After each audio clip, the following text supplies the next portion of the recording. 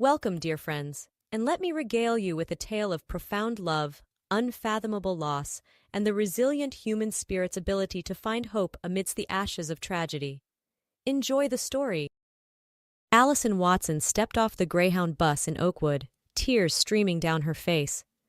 The cross-country journey from California had been a blur of heartache. Her life had ended the day her fiancé Andrew was killed, but the small life growing inside her refused to let her give up. "I have to keep going. For you, baby girl," she whispered, placing a trembling hand on her rounded belly.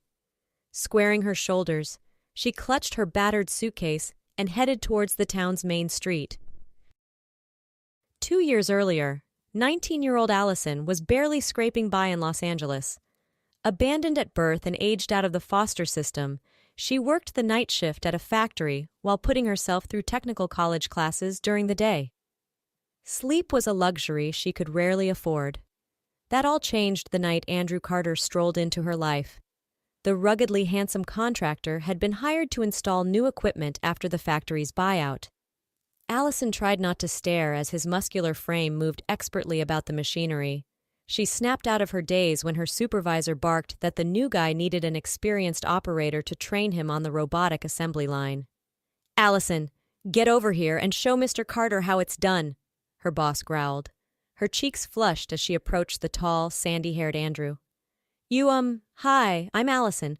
Let me show you the basic controls." Andrew flashed a panty-melting grin. "Please, call me Andrew. And thank you, Allison." By the end of her shift, they had fallen into an easy banter. Andrew offered to drive her home, saying it was the least he could do after she had been so patient walking him through the machinery. A few weeks later, they had their first date at a bowling alley. By the time Andrew's contract ended 6 months later, they were inseparable. Their whirlwind romance hit a speed bump when Allison found out she was pregnant 3 months into their relationship. Terrified of being abandoned again, she blurted out the life-altering news as soon as Andrew arrived at her apartment.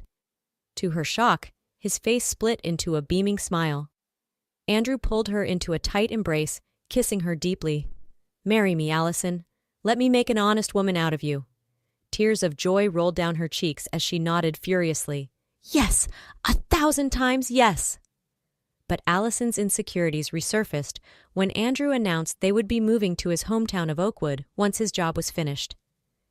"My family. They don't know about my childhood. I was afraid they would judge me for being an orphan," Allison confessed during a fragile moment. Andrew stroked her cheek tenderly. "Hey, that's in the past. You're part of my family now, no matter what. I'll explain everything to my mom and little brother before we get there, okay? I love you, baby." With Andrew's reassurance, Allison felt ready to start their new life together. 3 months into her pregnancy, Andrew left for Oakwood ahead of Allison to begin setting up their new home. She expected him to return in a couple weeks, but weeks bled into months without a single word from him. Allison's friends and co-workers whispered that Andrew had gotten cold feet and abandoned her, but she refused to believe the man she loved would do something so callous.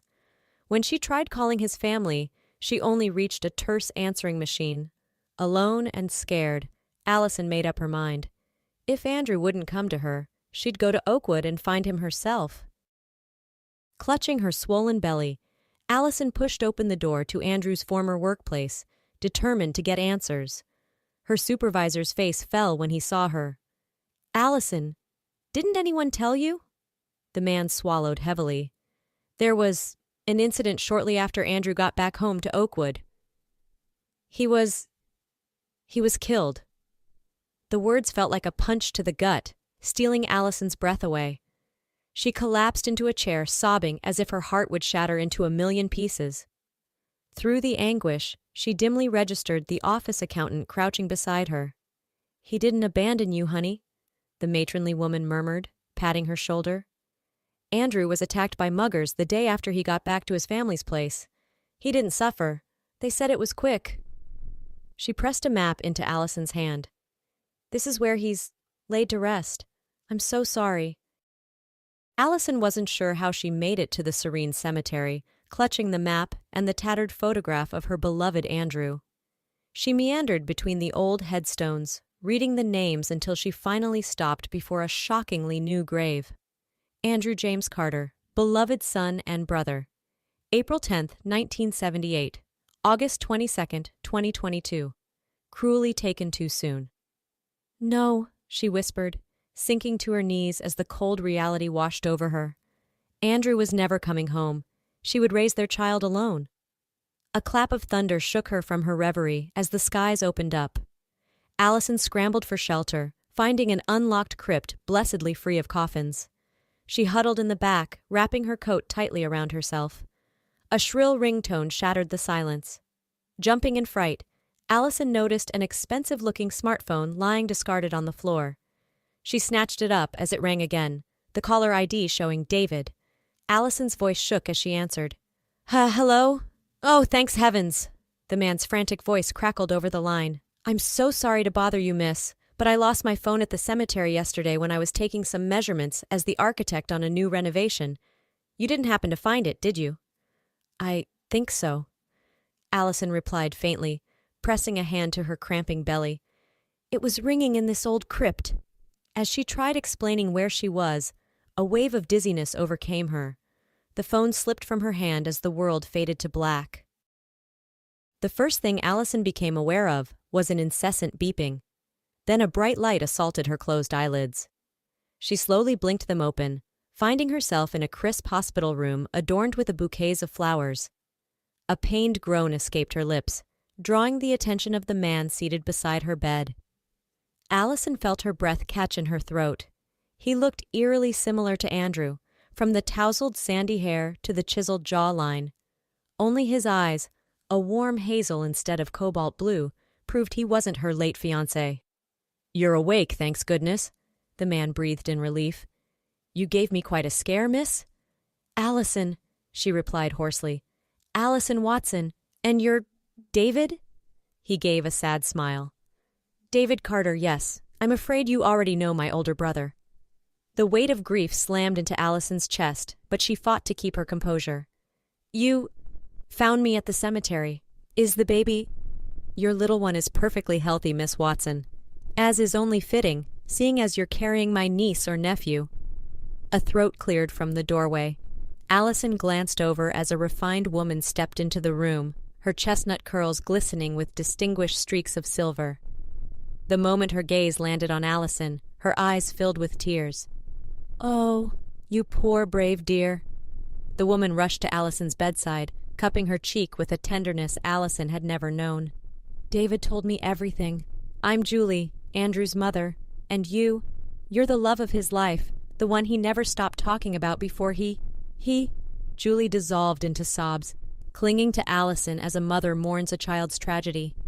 Allison stared at the ceiling, fighting a torrent of emotions that pounded against the flimsy dam inside her. David reached out and squeezed her hand. 2 years later, Allison gazed out the bay window of the Carter family's stately Oakwood home, watching an energetic toddler chase a rambunctious golden retriever across the lush backyard. Karina, come give Grandma sugar. Julie's melodious voice rang out from the kitchen. Allison smiled wistfully as her strawberry blonde daughter abandoned her game, pudgy legs carrying her back towards the open patio door and the waiting embrace of her doting grandmother. Julie Carter had opened her heart and home to Allison without a second thought. Just look at my beautiful girls, the refined matriarch sighed contentedly, scooping up a giggling Karina and peppering her rosy cheeks with kisses. Allison still marveled at the family she had inherited upon Andrew's tragic passing. Julie had not only vowed to care for Allison, but to raise her granddaughter Karina as her own, in honor of her firstborn son's memory. Between Julie's bottomless retirement funds and Andrew's modest life insurance payout, Allison was able to focus on continuing her education at the local university to become a lawyer. She owed everything to the Carters, especially David. Trailing one hand across the cool glass, Allison watched as Andrew's younger brother jogged across the yard after the rambunctious pup, his t-shirt hugging his toned physique in a way that had become increasingly distracting to Allison over the past couple years. She and David had forged an undeniable bond through their shared grief for Andrew and dedication to Karina's well-being. Initially, their relationship had been one of somber camaraderie, two lost souls clinging to the reminder of their loved one. But recently, the air had been charged with the delicious tension of burgeoning desire. Allison knew Julie sensed it acutely, her eyes sparkling with maternal mischief whenever she caught her son and daughter-in-law trading longing glances. It couldn't have been clearer. Julie wanted Allison and David to find happiness again in each other's arms. But could Allison allow herself that joy after the incalculable loss of her first great love? A knock at the patio door startled Allison from her reverie. She spun around to find David grinning roguishly, t-shirt damp with exertion. "Aunt Allison," he greeted cheerily, using the moniker that made Allison's heart flutter with wistful longing. "I thought I might take my favorite niece out for an ice cream, if you two lovely ladies would care to join." Allison giggled at Karina's squeal of delight from the kitchen. I don't think she'd ever pass that up. Once again, her eyes lingered on the sharp lines of David's chest and the way his smile crinkled the corners of his eyes so charmingly. He really was heartbreakingly handsome. And when he looked at Allison with such warmth and tenderness, she felt her defenses begin to crumble. "Ice cream would be perfect," Allison heard herself replying in a slightly breathless tone. "Let me just grab Karina's sweater and we'll—" Julie materialized suddenly behind them, holding Karina, who was already bundled up adorably. "Why don't you two kids go ahead?" The sly grin playing across her lips spoke volumes. "Someone on one time might do you good." Mother and daughter shared a knowing wink. Allison felt heat bloom in her cheeks, but before she could protest, she found herself being ushered towards the hallway, with David's warm palm at the small of her back. An electric tingle spread through her at his proximity. "Shall we?" David asked lowly, his hazel eyes smoldering in a way that had Allison's pulse racing. Perhaps it was time she finally allowed her heart to embrace the future instead of clinging to the past. Unable to find her voice, Allison simply nodded and let David lead her towards the waiting car and their next chapter. Julie watched them go with a contented smile. She had sworn to give Karina the family Allison and Andrew would have created together.